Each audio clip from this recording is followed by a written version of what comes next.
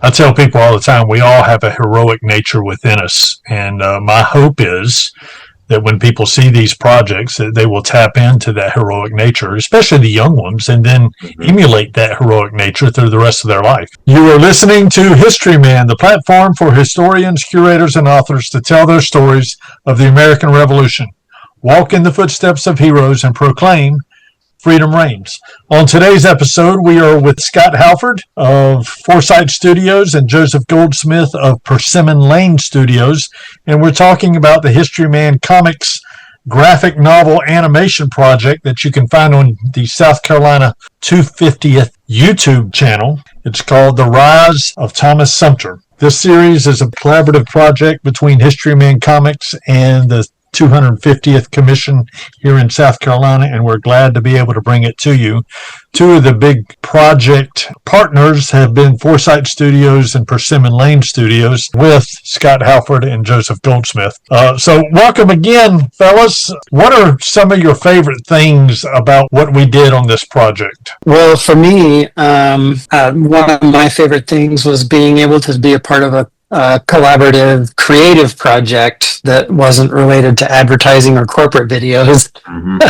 So it was kind of nice to be able to just have a project where I had a little bit more creative freedom to kind of do it the way I wanted to do it. I mean, you guys just trusted me, and it was a lot of fun to be a part of something that was a little bit more animation centric and storytelling rather than advertising or documentary type thing.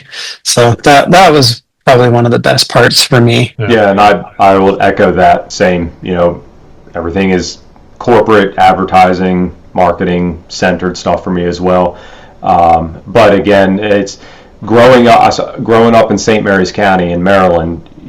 There was so much living history around me. I was immersed in that culture, in history growing up. So like I said, it's been a lifelong dream to be a part of a historical production that wasn't a hobby, and this 100% fulfilled that in every capacity.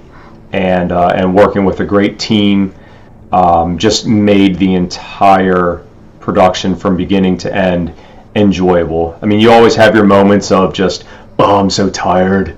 Your eyes want to fall out of your head, your face is melting off, but it's not negative, it's not nasty, it's just that exhaustion because you're working on something you truly care about. I think one of the cool things that I got out of this was this team aspect between the animation that Scott you were doing, and then the background noises and the music, Joseph, that you were doing, but then this voiceover artist, this almost like an Actors Guild that you brought into the mix. I know that Ian Russell and his British voiceover work, what he brought to the table, and the people that he worked with that are part of his kind of loosely knit team that he brought to the table was so very important to what you did, Joseph, and it was really cool. But you've both been in business for a while. What are some pieces of advice that you would share with young artists or young entrepreneurs? Very simply, always be truthful. Study your craft, even if the only resource you have to study is on YouTube. Study it, watch the videos every day, invest in your equipment, and network with others in any capacity that you can. I would echo the networking part for sure. In the same vein of study your craft, I would say don't let anything get in your way. Yeah. Just do it.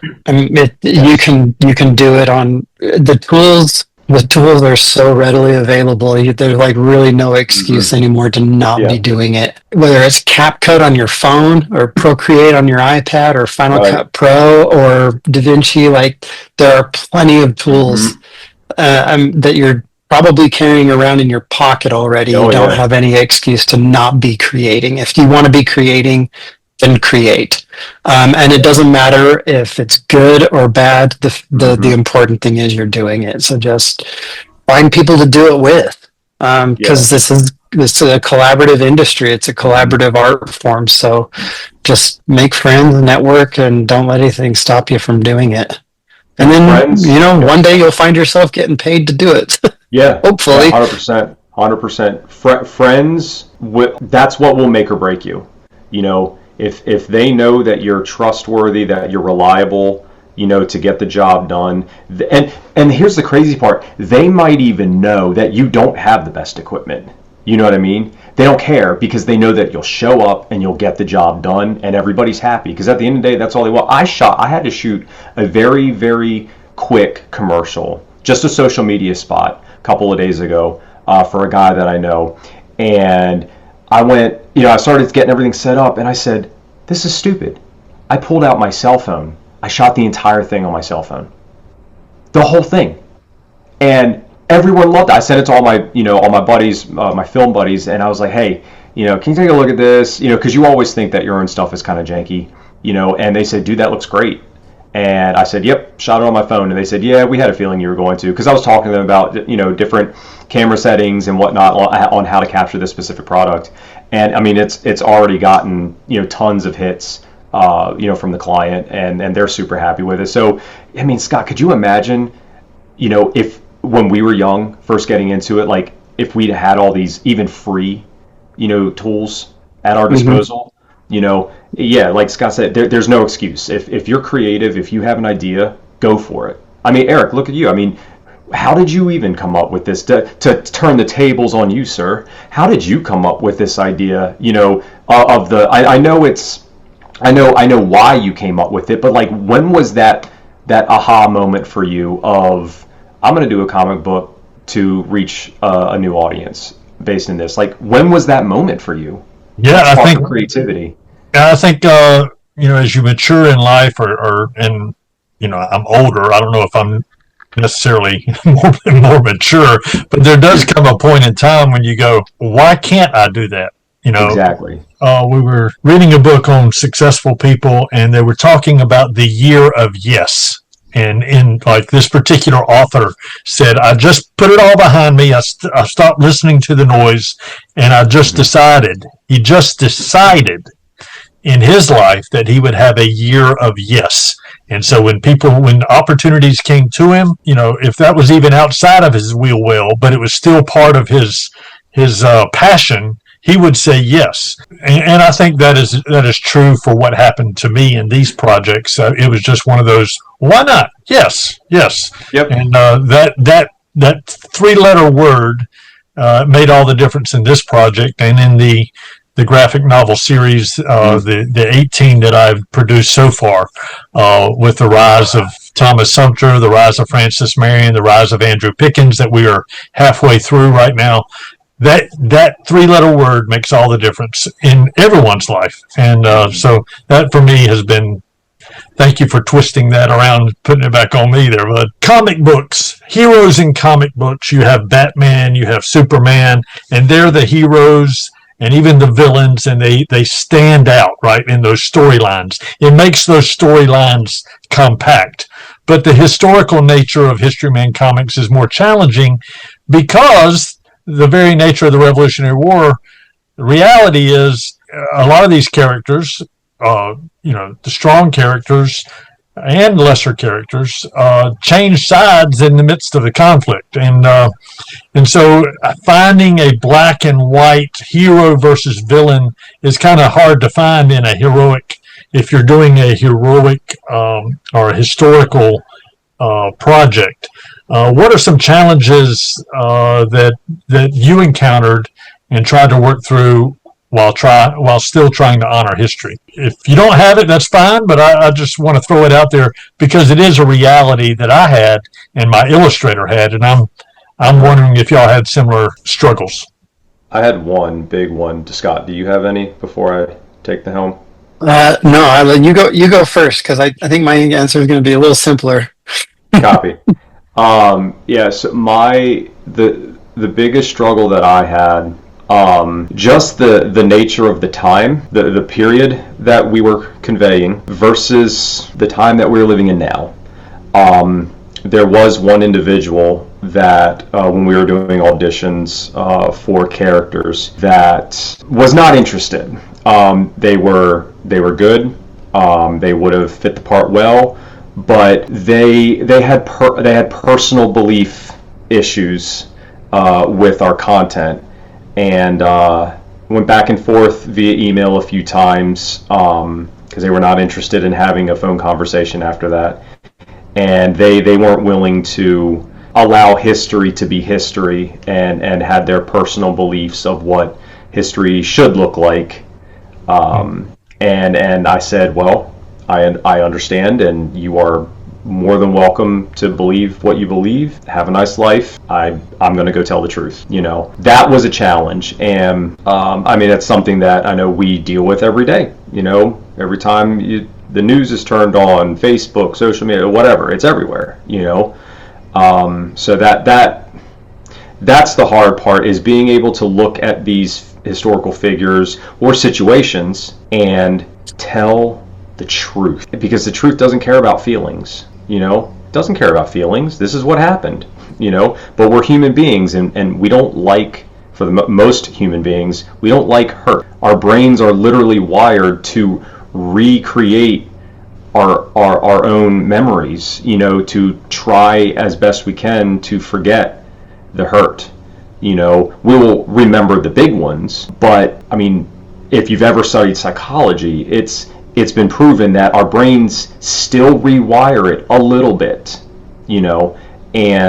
but when you have it written down, when we have historical documents, even better if there's photographs, from the time, that it is what it is. That's the truth. That's the history of it, and like it, love it, hate it, doesn't matter. We need to tell that story to hopefully inspire the next generation. Hey, don't allow that to happen again. Mm-hmm.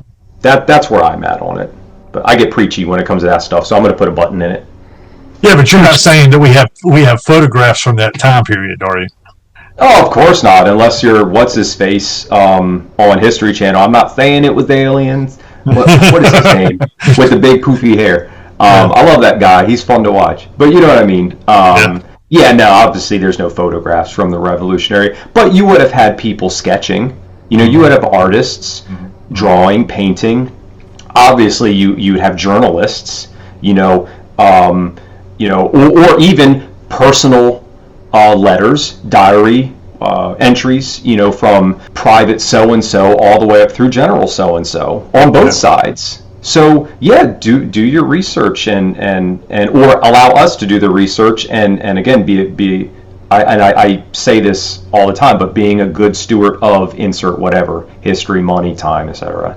But yeah, that's that. But again, that's the kicker, and I think and most people know that. That's why the Hollywood situation, is a grain of salt, because it has to be entertaining. Whereas the truth, for some people, can be boring when it's written in a textbook and you're in 11th grade sitting in history class, with drool coming out because you fell asleep. But something like Historyman, that's that perfect opportunity to make it come alive. Right. All right. Well, maybe my answer isn't so simple. I don't want to challenge what is truth, because I kind of mentioned this in our previous episode. You listen to both sides of this story, and the men and women were going through similar things. Everybody thinks they're on the right side of history. Yeah. And to tie this into comic books, the thing that makes a really good villain is a villain who believes they're right, and they're doing the right thing. Yep. And so those convictions, they might say they're representing truth, whereas our heroes are representing truth. But what if you just change the point of view of the narrator and we told the story from the villain? Well, guess what? Our good guys are then the villains. Mm-hmm. So I have had the thought a few times while animating this that I don't know personally enough about history to say this project is problematic or not, because I don't know all sides of the stories, right? My job was to animate this story as it was told, to be a part of this production. So that's what I focused on, was telling, like, creating the visual story to elements to tell the story of this comic book. I would probably do the same thing if the narrative were told on the other side. If you hired me to do it, I would take the art and I would take the sword you drew and I would turn it into something real. And I've thought many times, I'm like, well, is the story that I'm being a part of right now problematic? Well, I don't know. I mean, it's based in the South. There's like different points of view from the time, I'm sure. And, when it comes to truth, I mean, truth is in the eye of the beholder. So I don't know what the truth is. I just know I had some images that I needed to move. And so I just focused on that. Yeah. That's tough. It's tough, especially when we look at it through our eyes, the eyes that we have in this century, and try to apply that to to an 18th century man and the 18th century realities. That's tough. And I think we did a decent job of trying to paint a picture of kind of the events, and I think, like you said in the previous episode, it's not so gory it's not gory at all in the whole scheme of things. It could be because it's war, but we've tried to take all of that out and tried to, tell the narrative in a way that the kids would understand it and be able to pull, facts out of those particular stories. Good thoughts. How are you, let me ask you this, how are you changing or adapting your work for potential future projects in animation, Scott?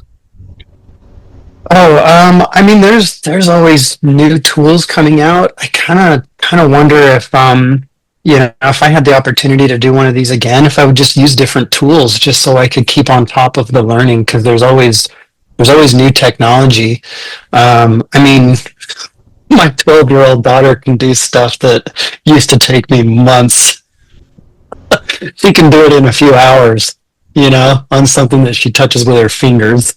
That's right. So, I mean, being able to, so I've learned over the course of my career to lean into my strengths, to do what I know I'm good at.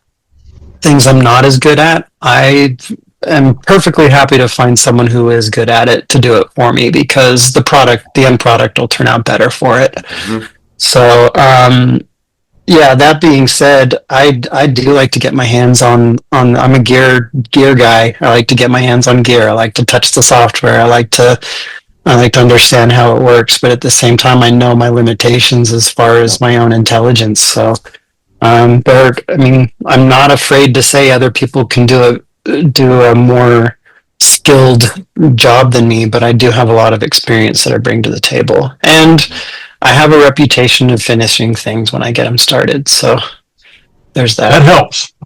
Mm-hmm. That helps. So, Joseph, what would you want, both of you really, what would y'all like people to take away from your work here on this project?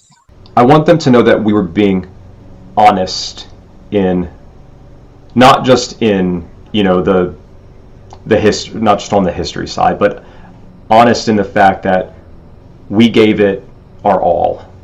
This wasn't one of the things that I say, and you'll see, I'll tie this in. I tell like new clients when I'm talking to them, or studios, to say, I hate fast money.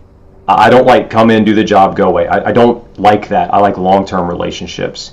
The people that I have on my team, people that I work with, people that hire me, it's the same over and over and over and over. And there's an honesty to that. When you know that you can trust the person on your left, on your right, in front of you, behind you, above you, below you, etc., you know that they can do their job. You trust that they can do their job. I hope that when people see it, or those that have already watched it, that they truly are able to identify that a lot of care, I don't want to say time, I don't want to say money, but a lot of care and genuine want went into this production, along with learning about, American history. Sure. Scott, anything? Yeah, I think it'd be cool for people to stumble across this project, honestly, and be like, oh, I didn't know that. Mm-hmm. I didn't know that about those guys. Yep. Yeah, it's such an intangible, isn't it? I mean, you're created to educate, but then what is the tangible reality of that? You go to the store and you buy a widget. Well, you have in your hands a widget afterwards, and you use that widget or whatever. Someone produced that widget for you to use that widget, but the educational process doesn't really have that a use of that project in many respects where you actually see the results of it. So I didn't mean to cut you off there, Scott, but the educational process of this project is a little different than a widget, a tool. Kids are inspired, I truly do. I think take away all of the introspective stuff, all the personal feel-gooders and all that stuff. At the end of the day, I hope that the youth of all varying ages of youth, and people they're just inspired to want to learn more about where, the last 250 years of our country. Yeah. The great experiment and why, we are the greatest country to have ever existed, why the Constitution, the Declaration of Independence are some of the greatest documents to have ever been written by man. That's really boil everything else out at the end. That's what I'm hopeful for.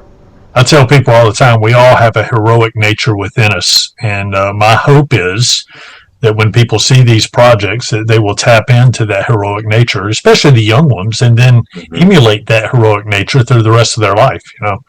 I certainly did that when I was a young man and had heroes thrust in front of me, whether it be my father or heroes of literature or heroes of history, whether it be Teddy Roosevelt, George Washington, or the Swamp Fox or Thomas Sumter. There are lessons to be learned through all those heroes and all those heroic deeds. So we're getting down to the point where I'm going to ask you the big question. But before that, let's tell people how to reach you and if they want to use you in one of their projects. So, Scott. My film work and my video work can be found on Vimeo.com. It's vimeo.com/Foursite Studios, Foursite Studios. And I'm also on Instagram. If you want to see my travels, when I travel around, I take pictures of the different cities I go to. So I have some photography on Instagram at Foursite_Studios. Yep. And then for me, easiest way is just to Google Joseph Goldsmith Media or Joseph Goldsmith Music. I'm on Instagram. Technically, I'm on Facebook. Like, I use Facebook, but it's more, I just use it for business purposes. My company website is just PersimmonLaneStudios.com, or one that's easier to remember, JoeGoldsmithMusic.com. So either any of those four ways, anybody can find me on there. For our listeners, Joseph and Scott, Foursite Studios and Persimmon Lane Studios, collaborated with Historyman Comics and created the Rise of Thomas Sumter animation series. You can find a link to that on the front page of our HistorymanPodcast.com website. But it's also featured on the South Carolina 250th YouTube channel. If you search YouTube for Historyman Comics graphic novel animation project, you will find a link to the South Carolina 250th and find the work that Scott and Joseph are very much a part of. And I think it's a great series. It's a great series for kids. Each episode is about 10 to 12 minutes long, and there is no AI. It's all taken from the Rise of Thomas Sumter comic book series from Historyman Comics. And we hope you enjoy them and learn a little bit more about the history of South Carolina and how we didn't start the Revolutionary War in South Carolina, and the war did not end here, but we say with a fair amount of of historical record that the Revolutionary War was won here in South Carolina. And we try to feature those stories, real heroes fighting for a real country. So as we get to this point, Scott, Joseph, I'm going to let you figure out which one wants to go first. What does freedom mean to you? I can go first, Okay. if that's okay. When we got the questions for this, the question was, what does liberty mean to you? And I think the question, what does liberty mean to you, is different than the question of what does freedom mean to you? Right. Because I think liberty is the freedom that's obtained after a great struggle to fight one's way out of oppression. I think that is where liberty lies. One of the reasons why I keep talking about this point of view is because we look at things that are going on right now, and I don't want to take too much of a stance. But we're looking at the exact same world, the exact same events, and everybody's seeing something different and having something different to say about it.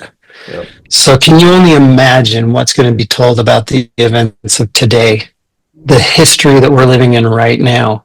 In 200 years, what the stories are going to be told from it. There are people who are fighting oppression right now, who are giving their lives for liberty. It's heavy. The people 250 years ago, it was heavy. It was life or death. It was their children living one sort of life versus another sort of life that they were fighting for. So I'm grateful for the freedoms that I have that were fought for by the people who achieved liberty a long time ago. So I guess that's all I'll say without getting too controversial politically. Well, I mean, and we'll get to Joseph here in a second, but it is controversial, right? I mean, anytime you set up a government, whether it's having been a cop and responding to my share of domestic squabbles within the home, where they're in a microcosmic level, they're talking about their freedoms of expression and their freedoms within that home, how that conflicts with each other. Then you see it on a grander level with nations and peoples and fighting for control, who controls the narrative. It is controversial all the way around. But Joseph, what do you think? I think taking away all of my bias, all of my life experience, it's just having the autonomy, the personal autonomy, strictly from an individual, their nuclear family, etc. Just having that freedom from centralized control and just no worry of any forced coercion. Because obviously we deal with coercion every day. I might be coerced to change lanes when I'm driving down the road because somebody's on my butt. And all right, fine, I'll move because they don't want to move. I was just coerced in that. It's not something to go start a war over unless you're driving down some of the roads around here and people are not too happy with that road rage. But you know what I mean. It on large ticket scale. I mean, I don't. We're Americans, and I think not even just Americans, but humans. They don't like to be told what to do. They don't mind being, hey, have you ever thought about doing it this way? You know what, I have, and I'm not going to do it that way. Well, okay, you have the opportunity of coercion. You have the opportunity of influence. But to be forced, to be required to have taxation without representation, to be required, all of these things that you have to do simply because somebody or some entity elsewhere says so. That's not okay. And it's just having the autonomy from that, when you're a middle-aged guy and it's that all right, I'm done. I'm building a cabin in the woods, It's that mentality of I'm out, I'm just going to go do my own thing, I don't care. It's kind of that mentality of leave me alone, and that's kind of the American spirit of just leave me alone. Because, hey, I worked hard in my life and I'm not about to have some bureaucrat or some company or government or NGO or whatever or a neighbor, because of an HOA, tell me that I have to do thus on my property, in my home. I can't speak this way, or the thought police might come in and get me. Liberty and freedom, that's the end all be all. That's the ultimate goal, and that's what we fight every day to preserve in some way, shape, or form. And that could be a child to a parent, and the child trying to speak their mind, and the parent, that's the authority figure in that scenario.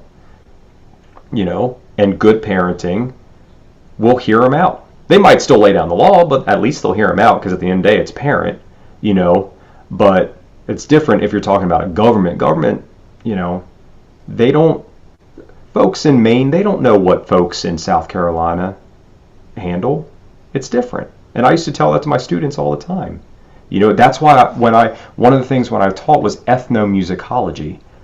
So we studied other cultures, why their arts were the way that they were, and why those arts represented the culture in the particular way that it did, and the influence of other cultures when they came in to colonize or to do this or to do that. It's just the awareness of it. And to what Scott had mentioned, you just need to be at the ready to defend your belief system, and the American experience is that of liberty. I did an episode, one of my first couple of years of doing this. I ran into Scott Seifert. He's a lawyer out of Charlotte that does or leads up the celebrations around the Mekdek in Charlotte, which is one of the first declarations of independence of a municipality from Great Britain, in North Carolina especially. But Scott would say that some of the same arguments and discussions and this abrasive back and forth we have from a political standpoint are some of the same arguments they had back then in the 18th century.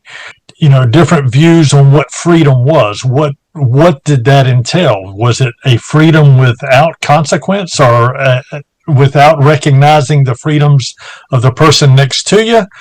The mob mentality, they just go and do whatever they want. I mean, I see a car outside, I want it, so therefore I go get it, right? So there's even a conflict with what does freedom within society mean? Are there boundaries to that? And some of those same discussions were had back in the time of the Revolutionary War and are happening right now. And so kudos to y'all for trying to work that through in your own minds, in your own lives. I think that's the American experience. There are people out there that they are living in a society where they're not even able to discuss that and bring that into a public forum. They can't even express it. The power of debate. They can't even debate those ideas in the public forum. So I think that's part of the American experience that we live out every day. Kudos to y'all for your work on this project. Thank you so much for partnering with me and collaborating with me on this project. I hope that we can work again sometime in the future. In the meantime, take a look at our project, The Rise of Thomas Sumter. You can find a link to it on the front page of historymanpodcast.com or the South Carolina 250th YouTube channel. You can search for this particular project by searching in the search bar Historyman Comics Graphic Novel Animation, and you will find The Rise of Thomas Sumter. So thank you very much.